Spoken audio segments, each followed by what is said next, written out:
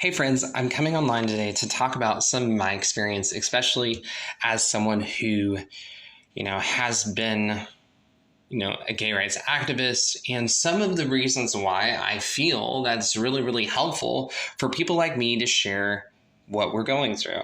I think that there is just this taboo in which when people say that they have attractions to the same sex, it means that you can't serve in ministry or be around children, or the list goes on and on. It also means that when you have failures, like I've had in my life of looking at porn, or I've had sex with the same sex, or the list goes on and on, that basically you're devalued. For whatever reason, this seems to be a huge issue in the Western church. And I think that we should take note of someone like Lonnie Frisbee.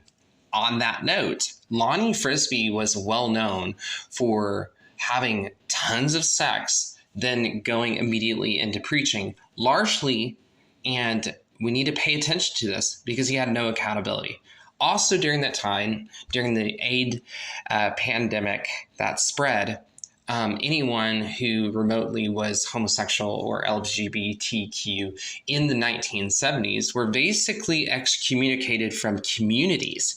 So this was a huge difference about 50 years ago, that if you even brought it up, you were basically kicked out of the church. I think it's really important to recognize that there is a fair balance of the need to see repentance. It's also one of the reasons why I'm not actually in full-time ministry.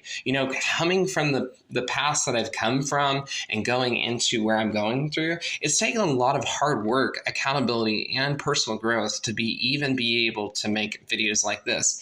And I'm sure that I'm even going to get a lot of backlash from a lot of people. My largest backlash actually isn't from people who are gay. It's actually people from the church. There's a lot of people that basically look at my life and have made several comments. And I'm not the only person that experiences this. I just simply am outspoken against it because I'm tired of having the situation, the things I go through, seen in such a taboo way.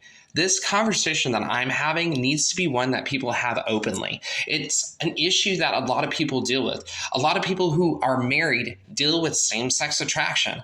And a lot of people that don't have the ability to talk about it end up having all sorts of things that they go through, which are far much of a conversation, probably for later, of the hiddenness of this in married life that isn't talked about in the church. Whatever the issue is, these topics need to be addressed openly, and there needs to not be a stigma.